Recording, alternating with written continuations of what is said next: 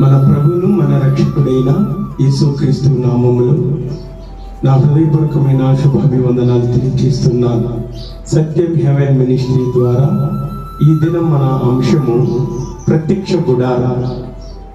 ఇంతవరకు ప్రత్యక్ష గుడారం పార్ట్ 1, పార్ట్ 2, పార్ట్ 3 ఇలాగున మనము ప్రత్యక్ష గుడారము 3 భాగాలు. మొదటి భాగము ఆవరణ, రెండవ భాగము పరిశుద్ధమైన స్థలము, మూడవ భాగము అతి పరిశుద్ధమైన స్థలము. మనము ఆవరణం గురించి ధ్యానం చేస్తున్నాం. ఆవరణలో ప్రాముఖ్యమైనది ద్వారం. ఎవరైనా దేవుని మందిరంలోనికి వెళ్ళాలి అంటే మొట్టమొదటగా ద్వారంలో నుంచి వెళ్ళాలా. ఆ ద్వారమే ప్రభువైన యేసుక్రీస్తు. మనము ఆ యొక్క థంబ్నెయిల్లో ఆ ద్వారాన్ని, ఆవరణలో ఉన్న ఆ ద్వారాన్ని, నీల ధూర్మ రక్త వర్ణము కలిగిన ఆ ద్వారాన్ని మనం చూస్తున్నాం. ఆ ద్వారం నుంచి వెళ్తానే మనకు బలిపీఠం కనిపిస్తుంది. ఆ బలిపీఠం కూడా మానవాళి పాప క్షమాపణ కొరకు ఆ బలిపీఠము దగ్గర గొర్రెను గాని, కోడెను గాని, మేకను గాని బలి అర్పణ యాజకుడు అర్పిస్తా వచ్చినాడు. అయితే నిజమైన బలి ప్రభువైన యేసుక్రీస్తు వారు సర్వమానవాళి పాపముల నిమిత్తమై ఆయన రక్తం చిందించి ప్రాణం పెట్టారు. కాబట్టి ఆ బలిపీఠము ప్రభువైన యేసుక్రీస్తును సూచిస్తున్నది. బలిపీఠమును దాటుకొని వెళ్తానే గంగాలం, మనకు గంగాలం కనిపిస్తుంది. అది ఇత్తడి గంగాలం. మనం ఆ థంబ్నెయిల్లో కూడా చూడొచ్చు, గంగాలం కనిపిస్తుంది. ఆ గంగాలములో నీళ్లు పోయమన్నాడు దేవుడు.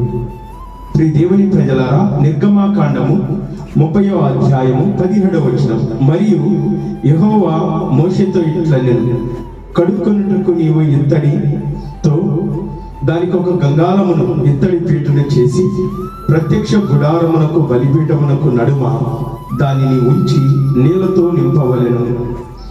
దేవుని ప్రజలారా, ఈ యొక్క గంగాలమునకు పరిశుద్ధమైన స్థలములోనికి ప్రవేశించడానికి మధ్యన ఈ యొక్క బలిపీఠానికి అలాగనే పరిశుద్ధమైన స్థలానికి మధ్యన గంగాలాన్ని పెట్టమన్నాడు. ఇత్తడి గంగాలం. ఆ గంగాలంలో నీళ్లు పోయమన్నాడు. ఎందుకంటే యాజకుడి కుమారులు ఆ యొక్క చేతులు కాళ్ళు కడుక్కొని పరిశుద్ధ స్థలములోనికి వెళ్ళాలి. దేవుని ప్రజలారా, వాళ్ళు అలాగూ నీళ్లతో కడుక్కోకుండా దేవుని మందిరమైన పరిశుద్ధ స్థలములోనికి ప్రవేశించకూడదు. దేవుని ప్రజలారా, ఆ నీళ్లు దేన్ని సూచిస్తున్నాయంటే వాక్యాన్ని సూచిస్తున్నాయి. వాక్యము చేత మన జీవితాలు మనము పవిత్రము చేయబడతాము. కాబట్టి అంతేకాదు, ప్రభువైన యేసుక్రీస్తు వారు ఇలాగ సెలవిస్తున్నారు, ఒకడు క్రొత్తగా జన్మిస్తేనే గాని వాడు పరలోక రాజ్యములో ప్రవేశించడని నిశ్చయముగా నేను మీతో చెబుతున్నానన్నాడు. అయితే పరలోక రాజ్యానికి చేరాలి అంటే ప్రభువైన యేసుక్రీస్తు వారు చెప్తున్నారు, ఒకడు నీటి మూలముగాను ఆత్మ మూలముగాను జన్మిస్తే తప్ప వాడు పరలోక రాజ్యంలోనికి ప్రవేశించడు, స్వర్గ రాజ్యంలోనికి ప్రవేశించడు, దేవుని దగ్గరికి ప్రవేశించలేడని ప్రభువైన యేసుక్రీస్తు వారు సెలవిస్తున్నారు.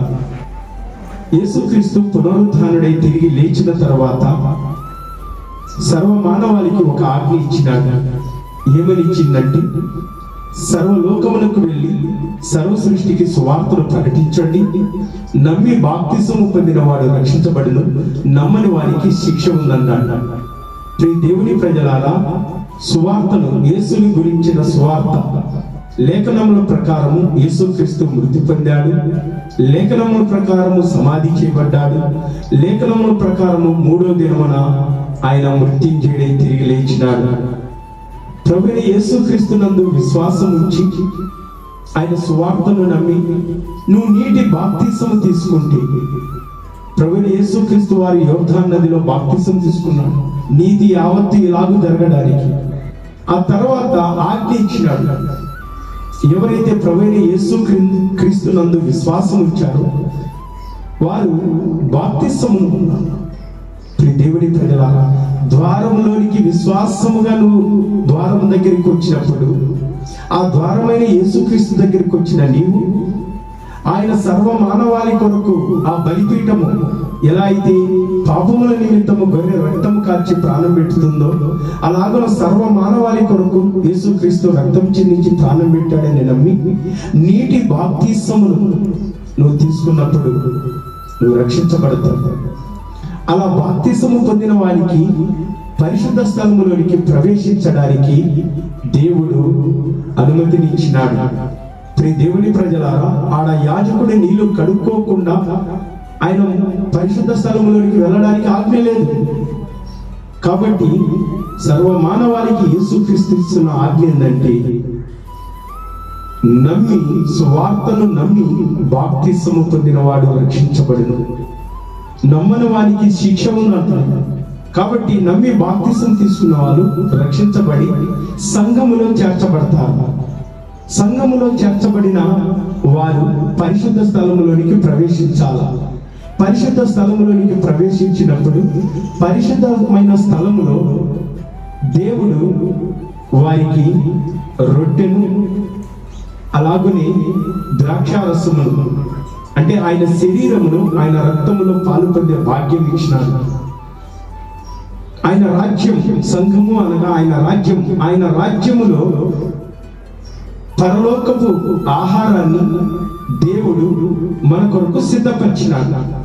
బాప్తిసం తీసుకున్న వారికి ఆ పరలోక భోజనములో పాలు పంపులు ఉంటాయి. కాబట్టి ఈ దేవుని ప్రజలారా, ఈ గంగాళము బాప్తిసానికి సాదృశ్యముగాను, వాక్యము చేత మానవులు పవిత్రపరచబడతారని సాదృశ్యముగాను ఈ యొక్క నీళ్లను మనం చూస్తున్నాం. ఈ దేవుని ప్రజలారా, ఈ మాటలు వినుచున్న నీవు యేసుక్రీస్తునందు విశ్వాసం ఉంచి నమ్మి బాప్తిసం పొందితే నువ్వు రక్షించబడతావు. ఆ తర్వాత పరిశుద్ధ స్థలములోనికి యాజకుడు, పరిశుద్ధ స్థలంలోనికి ఎవరైతే బాప్తిసం తీసుకున్నారో ప్రవేశిస్తారు. ఆ పరిశుద్ధమైన స్థలంలో ఏమున్నాయో ఆ ప్రత్యక్ష గుడారంలో మనము రెండవ భాగమైన పరిశుద్ధమైన స్థలాన్ని మనము మరొక భాగంలో చూద్దాం. దేవుడు ఈ మాటలను దీవించి ఆశీర్వదించును గాక. ఆమేన్. సత్యం హెవెన్ మినిస్ట్రీ యూట్యూబ్ ఛానల్ ని సబ్స్క్రైబ్ చేసుకోండి. సత్యం సర్దార్ అని మీరు ఆ పేరును కుట్టినప్పుడు ఆ యూట్యూబ్ ఛానల్ ఓపెన్ అవుతుంది. మీరు సబ్స్క్రైబ్ చేసుకోండి. ఇంకా ఆధ్యాత్మికమైన అనేకమైన సంగతులు మీరు తెలుసుకోవచ్చు. దేవుడు మిమ్మల్ని, మీ కుటుంబాలను దీవించి ఆశీర్వదించును గాక. ఆమేన్. అందరికీ వందనాలు.